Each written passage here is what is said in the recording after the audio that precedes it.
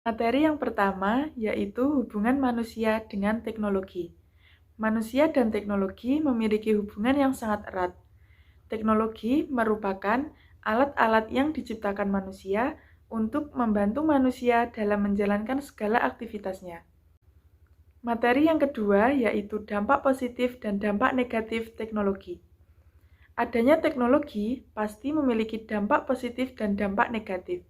Dampak positif dari adanya teknologi yaitu yang pertama, pada bidang pendidikan, teknologi dapat mengubah sistem pembelajaran yang konvensional. Yang kedua, pada bidang kesehatan, adanya teknologi dapat memudahkan manajemen rekam medis menggunakan smart card atau kartu pintar. Yang ketiga, pada bidang bisnis, adanya teknologi dapat memudahkan sistem pelayanan yang dapat dijangkau dimanapun dan kapanpun, serta dapat memudahkan sistem promosi. Selain itu, teknologi juga memiliki dampak negatif. Dampak negatif dari adanya teknologi yaitu yang pertama, adanya pelanggaran hak cipta, yang kedua, adanya penyebaran video pornografi, dan yang ketiga, adanya penipuan dalam dunia maya. Materi yang ketiga yaitu konsep dan pemanfaatan Internet of Things dan Big Data. Internet of Things merupakan suatu gagasan untuk menjadikan benda-benda fisik untuk saling terhubung dan saling berkomunikasi satu dengan yang lain melalui jaringan internet. Internet of Things ini akan menghasilkan data-data dalam format digital. Maka dari itu, dibutuhkan teknologi satu lagi untuk mengelola atau mengolah data-data dalam format digital tersebut. Teknologi itu disebut dengan teknologi Big Data. Sehingga dapat disimpulkan bahwa Internet of Things dan Big Data memiliki hubungan yang sangat erat. Manfaat dari Internet of Things dan Big Data yaitu yang pertama, dapat menghemat pengeluaran. Yang kedua, pengelolaan sumber daya yang lebih efektif dan lebih efisien. Dan yang ketiga yaitu keamanannya akan lebih terjamin. Materi yang keempat yaitu konsep dan pemanfaatan Artificial Intelligence.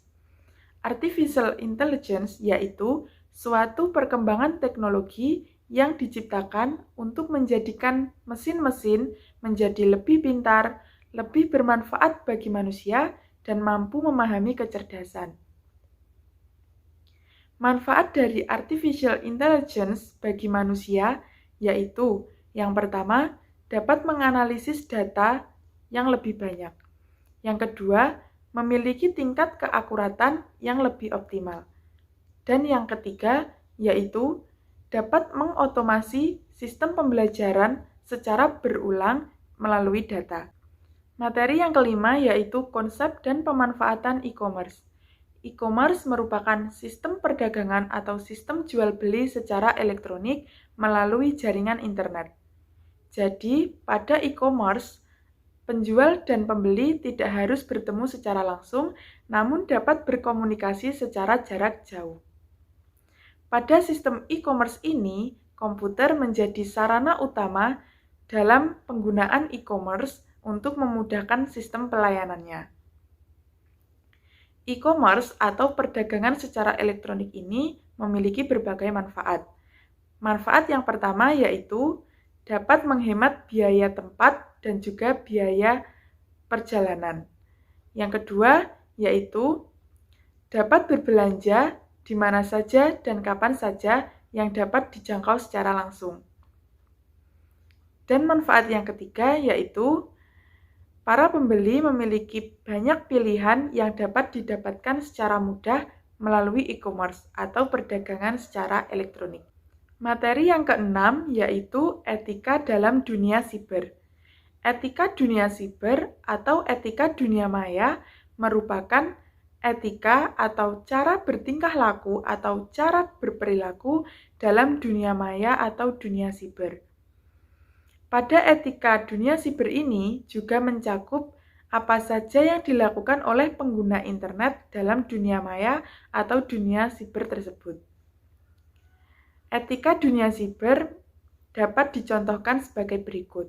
Yang pertama, Jangan melakukan hal-hal yang merugikan para pengguna internet yang lain. Yang kedua, jangan melakukan penyadapan informasi pengguna internet yang lain.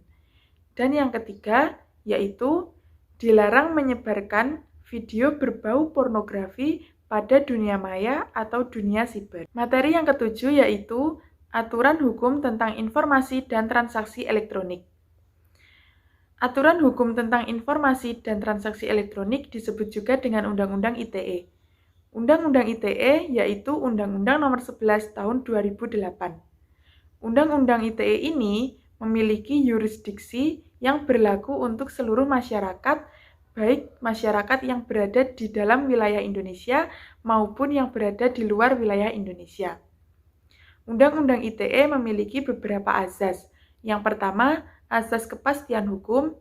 Yang kedua, azas manfaat.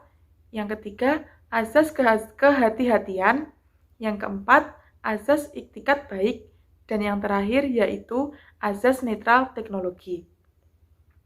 Tujuan dibuatnya Undang-Undang ITE ini, yang pertama, untuk mencerdaskan kehidupan bangsa. Yang kedua, untuk mengembangkan perdagangan dan perekonomian nasional. Dan yang ketiga, yaitu untuk meningkatkan efektivitas dan efisiensi publik. Dengan adanya Undang-Undang ITE ini, maka seluruh pengguna internet tidak bisa semena-mena berperilaku dalam dunia maya atau dunia siber. Sehingga para pengguna internet harus patuh dengan adanya aturan hukum atau Undang-Undang ITE ini dalam berperilaku ataupun bertindak di dunia maya atau dunia siber dalam berteknologi.